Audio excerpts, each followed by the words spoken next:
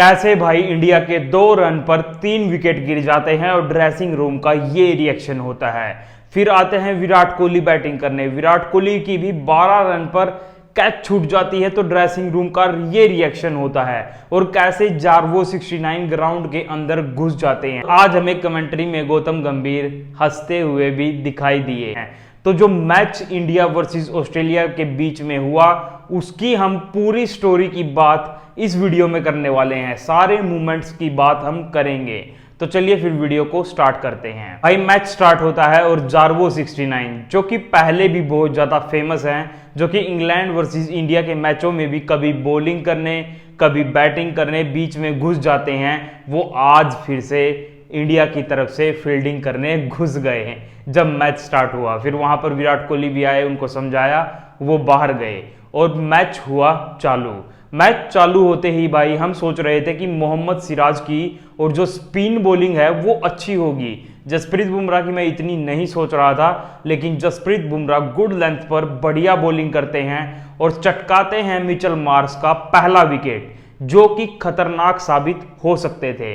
उसके बाद मोहम्मद सिराज इतनी लय में नहीं दिखते, लेकिन फिर आते हैं हमारे स्पिनर्स और भाई स्पिनर्स क्या बॉलिंग करते हैं। जैसे कुलदीप यादव डेविड वार्नर को अपनी ही बॉलिंग और अपने आप ही कैच पकड़कर आउट कर देते हैं। फिर भाई अश्विन भी पूरी कोशिश करते हैं विकेट लेने की, लेकिन 7 ओवर कर लेते हैं, लेकिन उनको कोई विकेट नहीं मिलता। मेरे को बहुत अचंभा होता है क्योंकि अश्विन एक बढ़िया बॉलर हैं। लेकिन फिर एंट्री होती है रविंद्र जडेजा की, जो स्मिथ पार्टनरशिप कर रहे थे।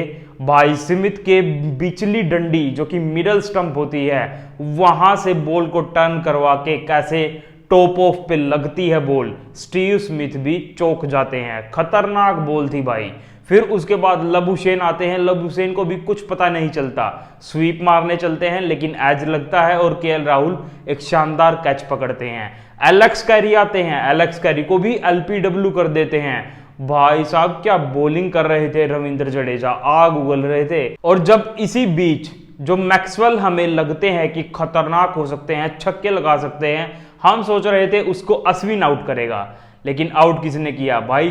कुलदीप यादव। क्या बॉलिंग करी भाई, क्या टर्न लिया बॉल ने, और जो थर्ड स्टंप पर जाकर बॉल लगी स्टंप भी नीचे गिर गई। फिर इसके बाद जो थोड़ी बहुत ठीक ठाक बॉलिंग कर रहे थे जैसे कि मोहम्मद सिराज और रविचंद्रन अश्विन, इनको भी लास्ट में जाते जाते विकेट मिल जाता है, जो कि शॉट मारने की कोशिश करते हैं जैसे कि पैट कमिंग्स या फिर मिचेल स्टार्क या फिर जो कैमरन ग्रीन है, वो शॉट मारने की कोशिश करते हैं लेकिन वो कैच आउट हो जाते हैं। तो इन सबको भी एक एक विकेट मिल जाता है और सारे बॉलर्स को इंडिया के कम से कम 1 विकेट तो मिल ही जाता है और ऑस्ट्रेलिया को 199 के लक्ष्य पर आउट कर देते हैं। फिर आती है भाई इंडिया की पारी। इंडिया के सामने था लक्ष्य 200 रन। हम सोच रहे थे कि रोहित शर्मा और ईशान किशन इनको कूट कूट के बुरा हाल कर देंगे और जब ही रन बना देंगे, लेकिन होता है इसका उल्टा। मिचेल स्टार्क बॉलिंग करने आते हैं और जब भी भाई रोहित शर्मा के सामने लेफ्ट हैंडेड फास्ट बॉलर आते हैं तो भाई दिल तो धक धक करता ही है। तो उस पे तो आउट नहीं हो पाते, पैड पे लगती है, कभी वाइड हो जाती है। मिचेल स्टार्क उस लय में नहीं थे पहले ओवर में, तो वो बच जाते हैं वहां पर। लेकिन फिर आते हैं ईशान किशन। भाई ईशान किशन से इतनी ज्यादा दूर बॉल थी, वो शॉट मारने गया, बॉल उससे दूर जा रही थी और भाई स्लिप में जाती है कैच और कैमरन ग्रीन एक बढ़िया कैच पकड़ते हैं और इंडिया का विकेट गिर जाता है पहला, वो भी 0 पर। ईशान किशन हो जाते हैं 0 पर आउट। उसके बाद भाई हेजलवुड जो कि टेस्ट मैच लेंथ में जो वो बॉल करते हैं वही बॉलिंग वो ओडीआई में भी करते हैं, टी20 में भी उनकी लेंथ फिक्स रहती है कि वो गुड लेंथ पर ही हिट करते रहेंगे। और भाई वो वहीं पर बॉलिंग कर रहे थे और फिर होते हैं रोहित शर्मा एलबीडब्ल्यू आउट। एक बार तो उनको भी विश्वास नहीं होता है, लेकिन अंपायर्स कॉल होती है और वो हो जाते हैं आउट। फिर उसके बाद आते हैं भाई श्रेयस अय्यर। हम सोच रहे थे ये इनिंग को संभाल लेंगे, लेकिन भाई श्रेयस अय्यर भी आते ही एक शॉट लगाने की कोशिश करते हैं और वो सीधा कैच जाती है डेविड वार्नर के हाथ में। अब इस स्टेज पर भाई 2 रन पर 3 विकेट और तीनों विकेट 0-0-0 रन पर। जो 2 रन भी बने थे ना, वो 2 रन भी एक लेग बाय का था, एक वाइड का था। अगर ये एक्स्ट्रा रन भी नहीं होते तो 0 रन पर 3 विकेट गिर गए थे। और उस टाइम पर भाई विराट कोहली और केएल राहुल कितने प्रेशर की सिचुएशन में होंगे। जब विकेट पड़े तो ड्रेसिंग रूम का भाई ये हाल था, सब अपने नाखून चबा रहे थे। रोहित शर्मा बिल्कुल परेशान दिख रहे थे, सब परेशानी में बैठे थे, मोहम्मद सिराज से लेके रविंद्र जडेजा। फिर भाई थोड़ी देर होती है, विराट कोहली और केएल राहुल थोड़े बहुत सिंगल निकालते हैं। विराट कोहली पहुंचते हैं 12 रन पर और भाई उनको हेजलवुड एकदम से सरप्राइज करते हैं बाउंसर मारकर, जो कि गुड लेंथ पर कंटिन्यूसली बॉल करते रहते हैं, लेकिन एकदम से बाउंसर बॉल करते हैं और विराट कोहली पुल शॉट मारने को जाते हैं और थोड़ी सी एज लग के बॉल ऊपर चली जाती है और भाई उसकी कैच की तरफ भागते आते हैं एलेक्स कैरी और मिचेल मार्श थोड़ा सा जल्दी पहुंच जाते हैं, लेकिन वो एलेक्स कैरी की वजह से थोड़ा सा भटक जाते हैं और उनके हाथ पे भी बॉल नहीं लगती और भाई कैच ड्रॉप हो जाती है। भाई जो ड्रेसिंग रूम का रिएक्शन था, सब ऐसे सिर पकड़ के देख रहे थे कि क्या होगा। और जब मैं भी देख रहा था मैच, तो भाई जब बॉल हवा में गई, भाई मैं कह रहा था भगवान बस छूट जाए और भाई वो कैच छूट गई। अगर वो कैच ना छूटती तो भाई 4 विकेट हो जाते और 4 विकेट हो जाते तो फिर रन कौन बनाता इतने, मेरे हिसाब से तो नहीं बनने वाले थे, फिर तो हार ही जाते। और भाई ऐसा ही पुल शॉट खेला था विराट कोहली ने 2015 के वर्ल्ड कप में ऑस्ट्रेलिया के खिलाफ, और ऐसे ही कैच ऊपर गई थी और वो कैच पकड़ ली थी, लेकिन आज की कैच छूट गई। और भाई फिर इसके बाद विराट कोहली और केएल राहुल आराम से सिंगल लेने लग जाते हैं और धीरे धीरे ओवर निकालते हैं। फिर आते हैं मैक्सवेल, ऐसे ही सिंगल लेते हैं। कमेंटेटर सोच रहे थे कि एडम जैम्पा आएंगे, मैं भी सोच रहा था क्योंकि स्पिन की विकेट थी ये, हमारे स्पिनर भी विकेट ले रहे थे। लेकिन जब एडम जैम्पा बॉलिंग करने आए तो भाई केएल राहुल ने क्या बढ़िया उन पे कट शॉट लगाए, लेट खेलते हुए 3 चौके लगाए, 2 तो पीछे, फिर एक फुल टॉस का एडम जैम्पा का बुरा हाल कर दिया।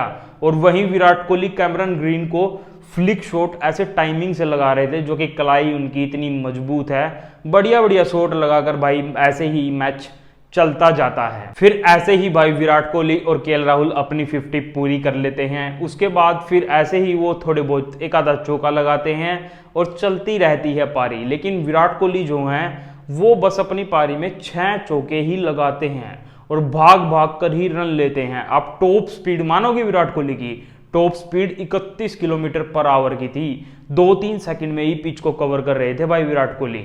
रन ले सिंगल लेके कोई छक्का नहीं लगा था, वो तो हार्दिक पांड्या ने बाद में आके छक्का लगाया। ऐसे ही चलता रहा और विराट कोहली रन बनाते रहे सिंगल लेके। लेकिन फिर जब विराट कोहली एक पुल शॉट मारते हैं हेजलवुड की ही बॉलिंग पर, जब कैच भी छूटी थी उनकी, और एक पुल शॉट बढ़िया ही मारते हैं, लेकिन डायरेक्ट लबूशेन के हाथ में वो चला जाता है। और फिर विराट कोहली थोड़े दुखी हो जाते हैं। ड्रेसिंग रूम में भी उनका रिएक्शन आप देख सकते हैं कि कैसा था। वो सोच रहे थे कि मेरे को शतक करना था और मैं मैच ही जितवा के आता, और भाई ऐसा ही होना चाहिए था। लेकिन क्या कहें, कैच पकड़ ली गई। फिर उसके बाद आते हैं हार्दिक पांड्या ऐसे ही सिंगल लेते हैं, एक छक्का भी लगा देते हैं। लेकिन फिर केएल राहुल को भी तो अपना शतक पूरा करना था, तो हार्दिक पांड्या उसका साथ देते हैं, सिंगल लेके इधर आ जाते हैं। फिर केएल राहुल होते हैं 91 रन पर। 91 रन पर 5 रन चाहिए होते हैं जीत के लिए, लेकिन शतक के लिए चाहिए होते हैं 9 रन। और सारे ड्रेसिंग रूम में इंतजार कर रहे होते हैं कि कब केएल राहुल का शतक होगा। लेकिन क्या होता है, केएल राहुल को एक चौका लगाना था और एक छक्का। जब उनका शतक होता 5 रन चाहिए थे, लेकिन केएल राहुल लगाने तो चौका ही जाते हैं, लेकिन इतना बढ़िया टाइम हो जाता है कि वो छक्का चला जाता है। और फिर केएल राहुल आराम से भाई बैठ भी जाते हैं, थोड़े से डिप्रेस्ड हो जाते हैं, और क्योंकि उनके 97 रन बने थे, वो सोच रहे थे चौका लगेगा। लेकिन भाई कुछ जो 97 रन होते हैं वो भी अच्छे होते हैं, जैसे कि गौतम गंभीर के 97 रन फाइनल में भी अच्छे थे। आज हमें कमेंट्री में गौतम गंभीर हंसते हुए भी दिखाई दिए, क्योंकि उनके बीच बात चल रही थी जी कि हरभजन जो भी मैच जितवा के आता है उसको गोदी उठा लेते हैं, और वो विराट कोहली को दिखा रहे थे गोदी उठाए। फिर वो ऐसे ही गौतम गंभीर की बता रहे थे, तो गौतम गंभीर थोड़ा सा हंसने लगे। पहली बार उनके मुंह पे स्माइल दिखी है। तो ऐसे ही फिर इंडिया वर्सेस ऑस्ट्रेलिया का मैच खत्म हो जाता है, लेकिन केएल राहुल का शतक नहीं पूरा होता, लेकिन वो शतक के बराबर ही रहता है।